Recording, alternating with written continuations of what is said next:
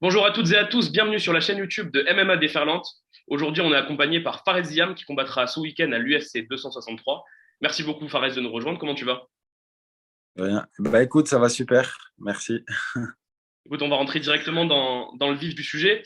On t'a vu t'entraîner un peu partout avec Khamzat Chimaev, avec Alexander Gustafsson. Est-ce que plus largement, tu peux nous parler de ta préparation pour ce combat? Bah écoute, moi depuis mon dernier combat le 17 octobre, bah, je suis resté prêt. Donc je suis parti en Suède 2 semaines après ce combat. Je me suis entraîné pendant un mois là-bas en Suède. Après la Suède, bah, je suis retourné à Lyon, je me suis entraîné à Lyon. Et après, je suis venu ici courant le mois de mai, bah, fin mai, pour finir ma préparation. J'ai tourné à l'Extrême Couture, bah, notamment avec Kevin Lee, et c'était super. Est-ce qu'il y a des aspects que tu as plus travaillé que d'autres dans cette préparation? Le physique, la technique, plus la lutte, plus le striking? Et bah, plus le striking, du coup, pour ce combat. Donc, mon point fort, on a amélioré mon point fort. Et voilà, on va essayer quoi, de le développer. Quoi.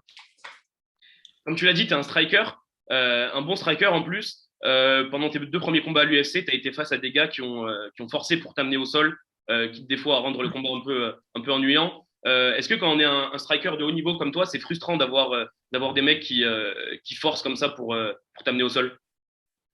Bah, j'ai envie de te dire que c'est normal, en fait, tu vois, parce qu'ils ne vont pas aller dans mon point fort, même si eux, c'est des strikers aussi.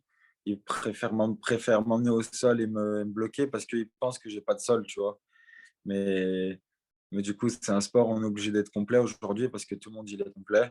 Du coup, mais ouais, je préférais prendre un striker, c'est sûr. Et là, tu le sens comment, l'adversaire qui va arriver, Luigi Vendramini, qui, comme l'indique son nom, est brésilien. Tu le sens plutôt déterminé à striker avec toi, tu le sens chaud pour grappler, il a pas mal de soumissions, pas mal de KO. Moi, je pense qu'il va vouloir m'emmener au sol parce qu'il est ceinture noire du jiu-jitsu brésilien. Et pareil, il doit se dire que je suis nul au sol et il va aller dans son point fort. Et comment est-ce que tu abordes ce combat? Est-ce que tu as vraiment cette volonté de marquer les esprits plus que d'habitude? Non, je veux juste gagner. C'est tout, marquer les esprits. Après, c'est sûr, on veut toujours marquer les esprits, mettre un beau KO, mais il ne faut pas y penser, ça vient tout seul. Et là, tu vas faire ton premier combat aux États-Unis. Les deux Ouais. premiers à l'UFC, ils étaient à Abu Dhabi. Est-ce que tu sens que les choses sont différentes dans cette Fight Week par rapport à ça? Bah, c'est aux États-Unis, c'est dans leur pays, quoi. Donc, forcément, c'est mieux. Et l'énergie de la Fight Week, est-ce que tu sens que les choses sont différentes ou est-ce que c'est assez similaire à ce que tu as connu auparavant? Bah, écoute, je ressens la même énergie que la Fight Week où il y avait Khabib contre Poirier. Parce que là, c'est Adesanya contre Vettori, mais c'est une grosse carte. C'est vraiment une grosse carte. Hier, on est parti avec mes coachs, ils sont partis manger, je les ai accompagnés et on voyait dehors, il y avait Figueiredo, il était en train de faire des sprints, en train de courir, il y a vraiment une bonne énergie. Est-ce que le fait de côtoyer ces combattants de MMA qui sont déjà au plus haut niveau, c'est quelque chose de valorisant pour toi? Quelque chose de motivant?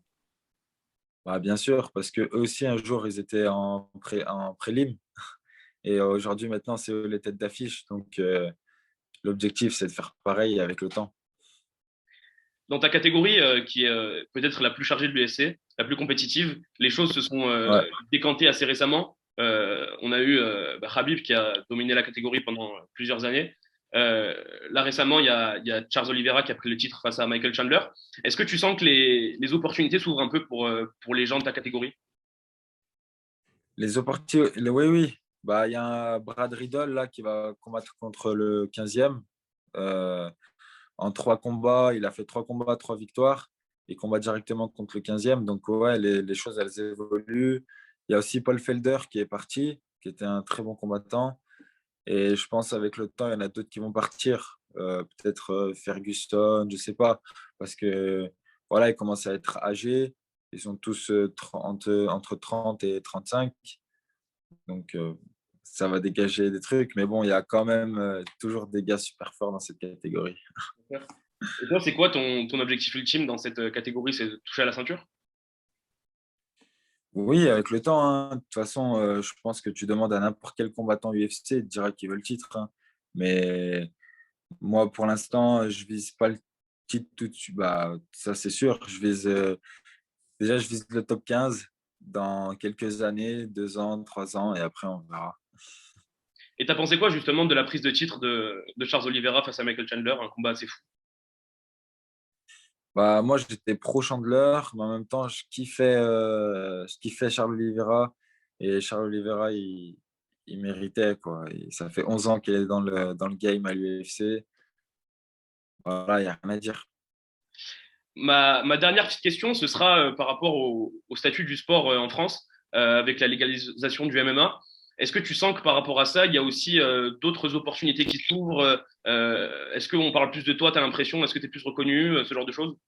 Pas pour le moment, je trouve pas. Après, c'est toujours la même chose. Pour l'instant, ça passe sur RMC Sport, donc c'est une chaîne privée. Ça veut dire que c'était pas ouvert à tout le monde. Mais avec le temps, ça va bien évoluer. Ça va bien évoluer.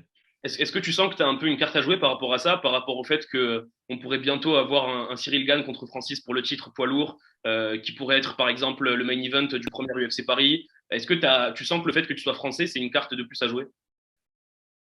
Ouais, c'est sûr, parce que ça vient de se légaliser. Forcément, l'UFC, ils veulent des Français. Quand ils vont venir sur Paris, ils vont. Parce qu'ils ne pensent pas tout de suite, ils pensent à long terme. Bien sûr. Donc, et après, s'ils veulent te donner une chance, l'UFC, de te construire une carrière à l'UFC, ils te la donnent. S'ils ne veulent pas, bah, ils ne te la donnent pas et c'est fini, quoi. Bon, je t'avais dit dernière question, mais là, ce sera vraiment la dernière. Pour revenir Pas très vite, grave, pas de problème, j'aime bien. euh, pour revenir à ton combat de samedi, comment est-ce que tu vas l'aborder, bien évidemment, sans développer ton game plan, mais est-ce que il y a des trucs que tu as envie de faire que tu n'as pas encore pu faire dans la cage de l'UFC, ce genre de choses? Franchement, ouais, j'ai bien envie de libérer carrément ma boxe, tu vois, et de m'en foutre que le gars il veut m'emmener au sol ou pas, tu vois. Ça veut dire faire des gros gauche-droite, des crochets, voilà quoi. Parce qu'on t'a vu faire des trucs de fou aussi, hein, à l'UFC. Déjà, tu avais placé quelques genoux sautés euh, au combat précédent que tu as gagné. On sent qu'il y avait quelque chose qui était prêt à être En libéré. fait, Dis-moi, dis-moi. ouais, en fait, là, j'ai fait le premier combat, j'ai perdu, je fais le deuxième, j'ai gagné. En fait, plus les combats ils avancent, plus j'évolue et plus je me lâche, quoi. Mais voilà, c'est tout. Faut que je sois serein et que je lâche ma boxe, quoi. Mm, 100% confiance. bien sûr. Bah écoute, en tout cas, merci beaucoup d'avoir pris le temps de nous répondre. On te souhaite, Il n'y a pas de souci. on te souhaite le. Bon, on sait très bien que c'est pas une question de chance, mais on te souhaite quand même beaucoup de chance pour samedi. Et on sera là Merci, c'est gentil. avec plaisir. C'est gentil. Merci Merci à beaucoup, toi Farrell. pour cette belle interview et ça fait super plaisir.